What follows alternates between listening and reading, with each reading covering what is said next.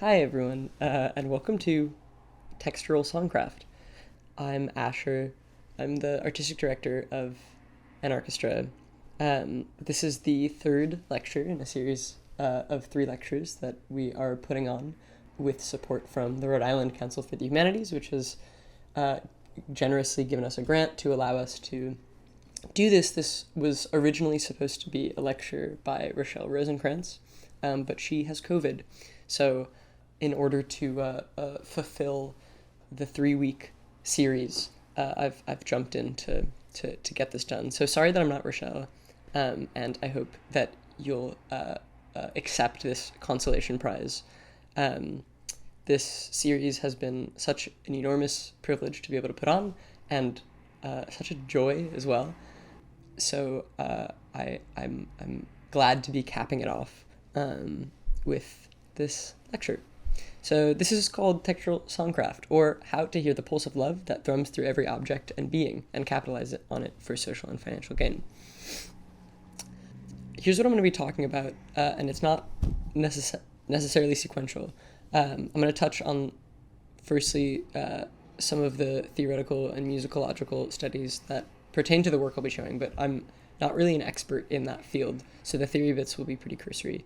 I'm going to talk about my own work and experience composing around texture, and then we'll listen to some better examples that are not by me, and then we'll talk about Andy Thurlow, who invented all of these instruments that you see behind me, and then we'll do some activities. So I'm going to start actually by playing a song I made when I was 19 that I still really like, and that I released under the name Melting Wax Body. I was a freshman, so relax. It's 3 minutes. It's not super long, but I think it's useful for opening this lecture. And obviously just pulling up and playing my music at you feels kind of obnoxious, so I'm going to try and refrain, except for where it gives context to the practice that I'll be talking about, which I think this counts. So please enjoy this song.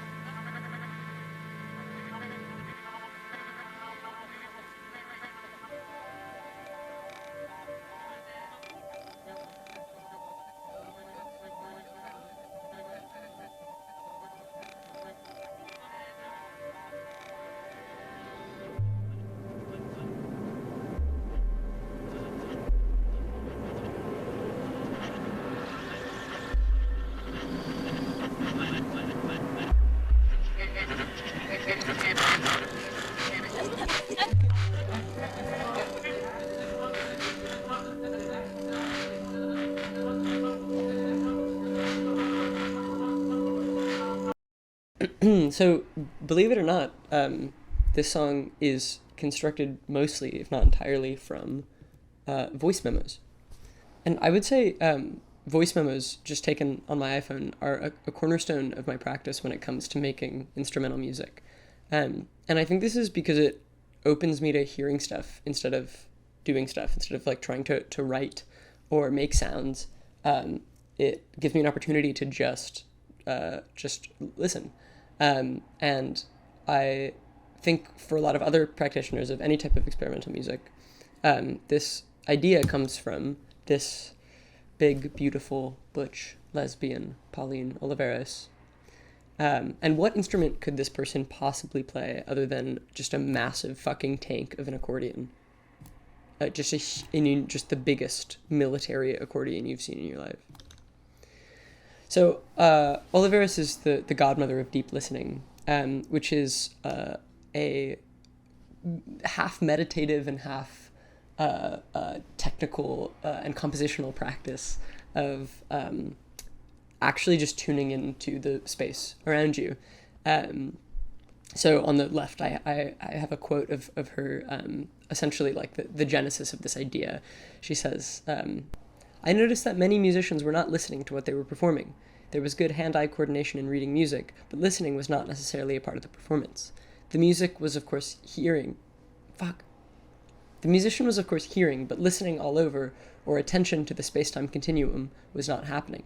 There was disconnection from the environment that included the audience as the music played. Observing these phenomena prompted me to investigate human attention processes and strategies. I began with myself. I started to sing and play long tones, and to listen and observe how these tones affected me mentally and physically. I noticed that I could change my emotional state by concentrating my attention on a tone. I noticed that I could feel my body responding with relaxation or tension. Prolonged practice brought about a heightened state of awareness that gave me a sense of well-being. And then later she places it more in a context of musicology, or theorizes it a little more, and says, deep listening for me is learning to expand the perception of sounds to include the whole space-time continuum of sound, encountering the vastness and complexities as much as possible. Simultaneously, one ought to be able to target a sound or sequence of sounds as a focus within the space-time continuum, and to perceive the detail or trajectory of the sound or sequence of sounds. Such focus should always return to or be within the whole of the space-time continuum. Such expansion means that one is connected to the whole of the environment and beyond. So it's a practice of presentness, and that's always been a pretty gorgeous promise. Another landmark in this kind of existential music composition field is the chance-based compositions of John Cage. So the term he used, indeterminate music, refers to compositions that are never fixed, and they're reliant on a variable of their performance. So this could mean early pieces were like rhythmically composed by throwing a handful of marbles down the stairs.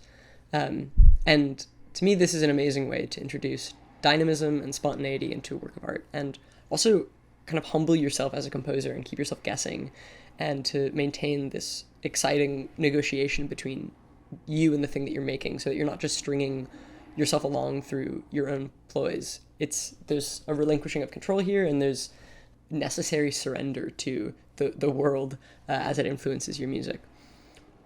It's also existentially soothing, as a way to allow the outside in, and focus squarely on your surroundings and allowing them to dictate your work. So meditation, Kabbalah, Zen Buddhism, attention to materiality and tactility, immediacy, detail, and the microscopic. It's something that we see more commonly in painting and poetry. Here's a Rothko that I think gives its composition up to just the long tones, essentially, that Pauline Oliveros is talking about, that just kind of allow you to immerse yourself in the material of what we're looking at.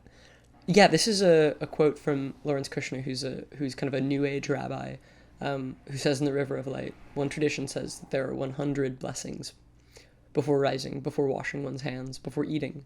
The real function might be to get us to stop, to pay attention to the holy potential in even our most mundane daily acts. So this is essentially the idea that the reason why we pray is both, in gratitude to the Lord, but also as a reminder to ourselves to just like listen and experience, to slow us and keep us engaged. It's mirrored in a Rilke quote, where he says, "If you cling to nature, to the simple in nature, to the little things that hardly anyone sees, and that can so unexpectedly become big and beyond measuring, if you have this love of inconsiderable things and seek quite simply as one who serves to win the confidence of what seems poor, then everything will become easier, more coherent, and somehow more conciliatory for you, not in your intellect perhaps, which lags marveling behind, but in your inmost consciousness, waking and cognizance." So this idea of inconsiderable things is I think the core value of a compositional practice that's based on listening and observing. And so I've included this detail of these very beautiful shapes that I found in a tomato at Superboyo this summer. So hopefully with the right tuning of our ears, we can uncover the veil of our mundane lives and discover that we're living all the time in a sonic Garden of Eden, which of course is a beautiful, idyllic paradise overflowing with melodic chirping and cooing. Or is it? And I'll just let us sit with that for a second. Okay. The world is actually full of noise and terror and destruction. We are powerless against these massive arms of industry and commerce that treat our world like a sandbox for enterprise and technological acceleration. Look at, all you can do is cover your ears in the midst of such atrocity. So perhaps the most sensitive and attuned music we can make attempts to recreate the violence we're seeing around us. This is Hanatarash, live in Tokyo, crashing a bulldozer into the venue that they're performing at, and effectively obliterating the room with rented construction equipment.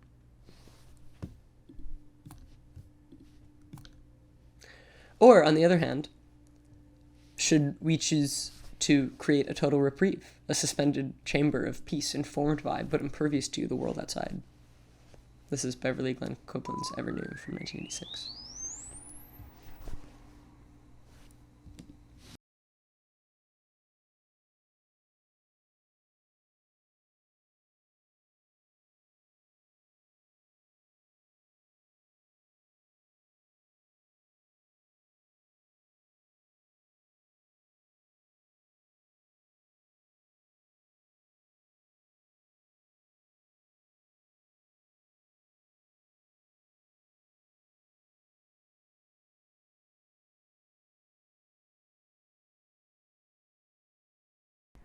The weight of the world and total overstimulation of all stuff overdrives and pinches our ability to process and create.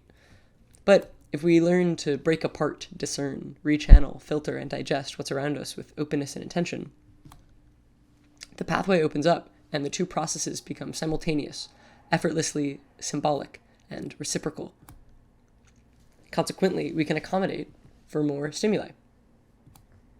So I'm going to circle back to some of my own work that leans towards more traditional ditties and tunes, but that still came first from a practice of listening instead of composing. So this is a song I did in 2021 about a romantic vacation to Vermont, where I was really struck by the sound of a couple of hummingbirds who were dipping and swooping around the porch where we were staying. So hummingbirds, if you have ever heard them in real life, are really loud. They sound like they kind of sound like helicopters. So I was interested in that texture as a compositional base.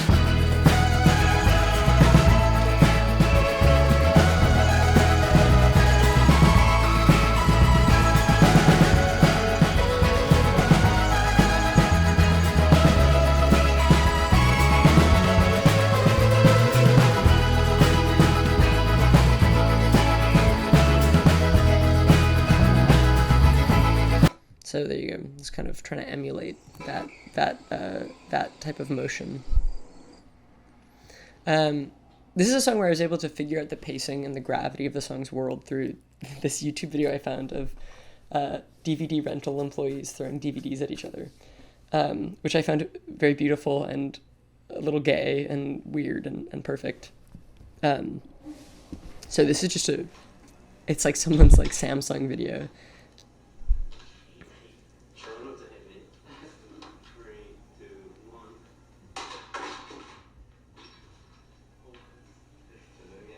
In the break room, just throwing stuff at each other. It's great. So I just directly use that as the rhythmic backdrop for the song.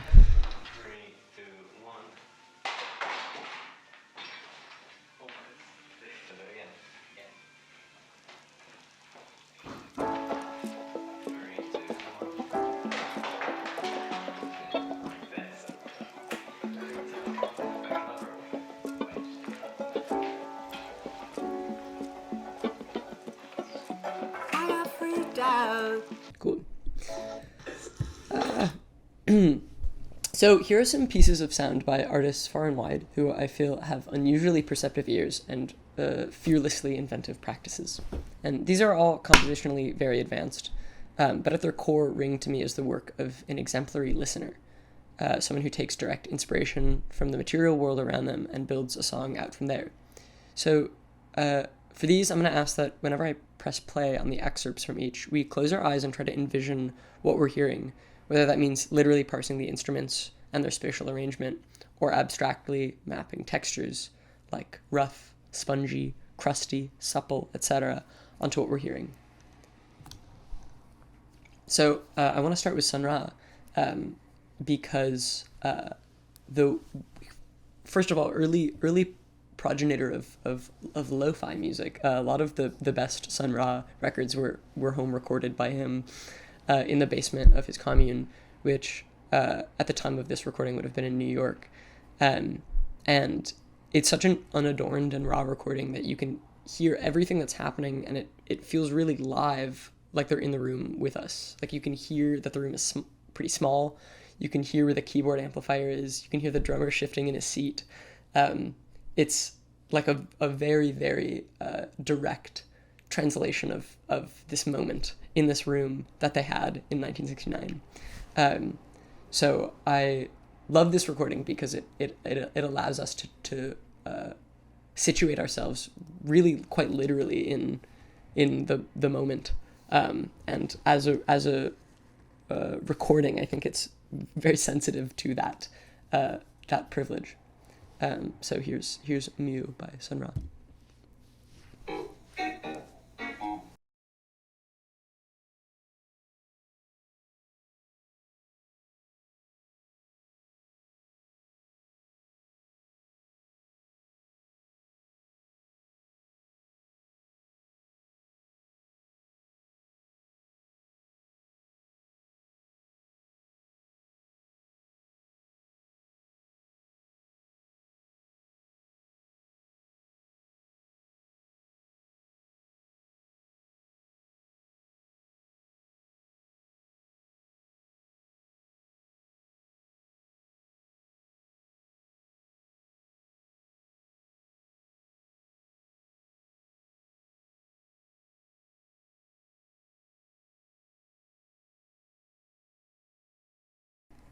So Callie Malone is an experimental composer who, in her early career, largely wrote for pipe organ, which we're used to hearing in large cathedrals. Like it's usually built architecturally into a church, so you hear it with all the echo of the church. But this record, it's the only instance of this that I can think of where it's recorded in such a way to like completely eliminate that idea and approach the pipe organ just as an instrument, essentially in a vacuum. And so this record has a similar quality to the Sun Ra recording to me in the purity of its sound. You can hear the physics, the mechanics of the wind, with no atmosphere whatsoever. Like it seems like it was recorded in the abyss.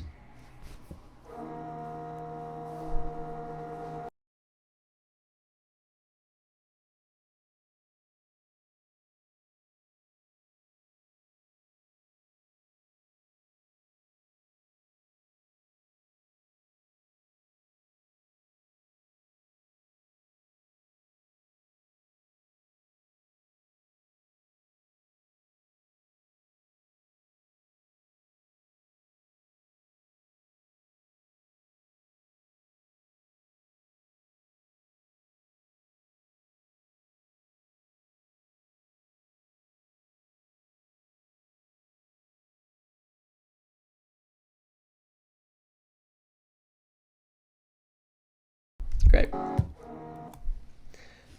So this is the opposite instance, and whereas Sun Ra and Kali Malone are working with bareness and transparency, Timbaland is selecting and honing textures from an enormous swath of sources and collaging them really, really intricately. So he's like just has such an outrageous ear for supple and sophisticated textures, and is able to create these environments with so much depth, that stack and interweave so many different ideas. Past that Dutch, this Miss Elliott song, for no reason, is like a immersive 360-degree audio environment. And there's all these simulated distances, like you can hear the skin on the palms of the hand claps. There's a faraway whistle. There's all this stomping, and then there's this like murmuring, like there's like just voices that creates this hum behind the beat.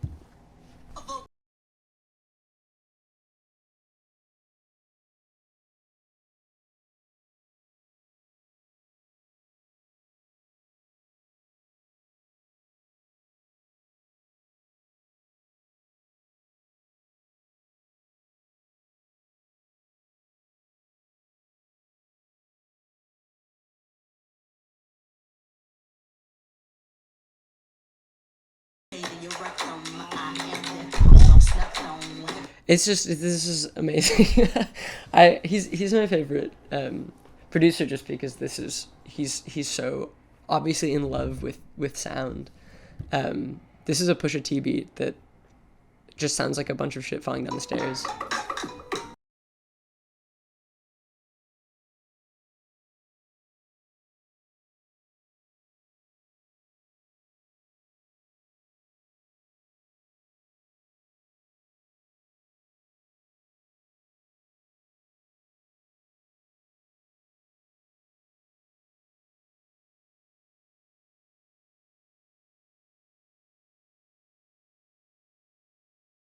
Yeah. Ah.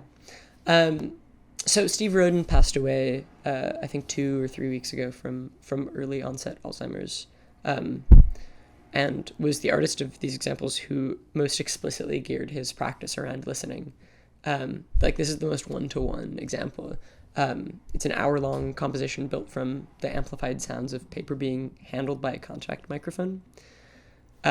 So you can hear the electronic signals in the microphone and these tiny, barely audible moments of scratching and clicking.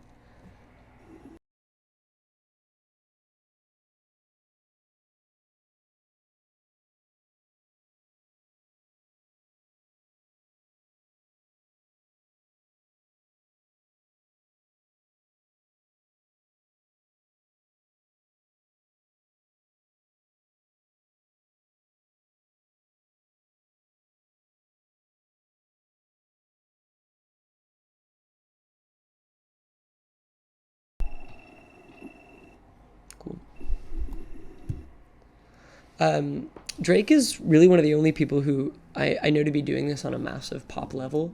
And both of these songs, which are probably like his two biggest hits of the past 10 years, open with a sample of a party or a DJ set. Like they open with someone else's performance before toggling back into the actual song.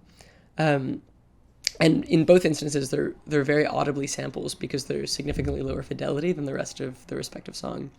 And he's using these both thematically to set the scene that this is a function and people are getting fucked up. But he's also using them percussively in a really musically engaging and rewarding way. Like it gets you really hyped and it raises the tension of each song. So here's Passion Fruit, which has the beat drops away to become a Moody Man sample.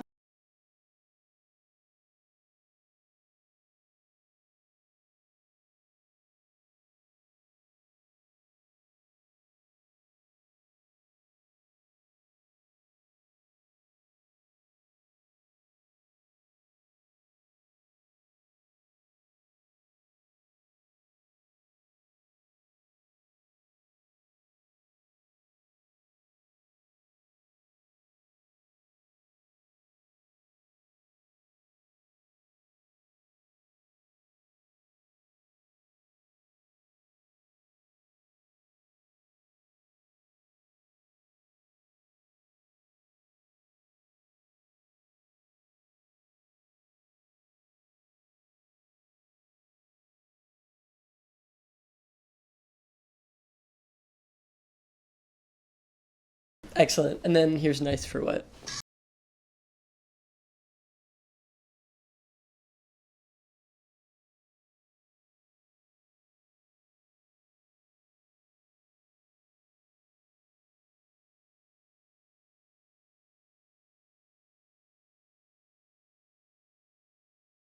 So the only reason that you put that in is because you hear it and recognize that there's like an immense amount of power in this recorded instance. Um, so I'm very moved by his choice to just kind of drop those undigested into his work. And then I think lastly, I want to talk a little bit about Felicia Atkinson, because like Steve Roden, her work is very explicitly about listening as well as being made by a true listener. And I actually think she also has a lot in common with Timbaland in her ability to turn what would be very stiff or sterile electronics into something that sounds incredibly organic, effortless, and often very sensual.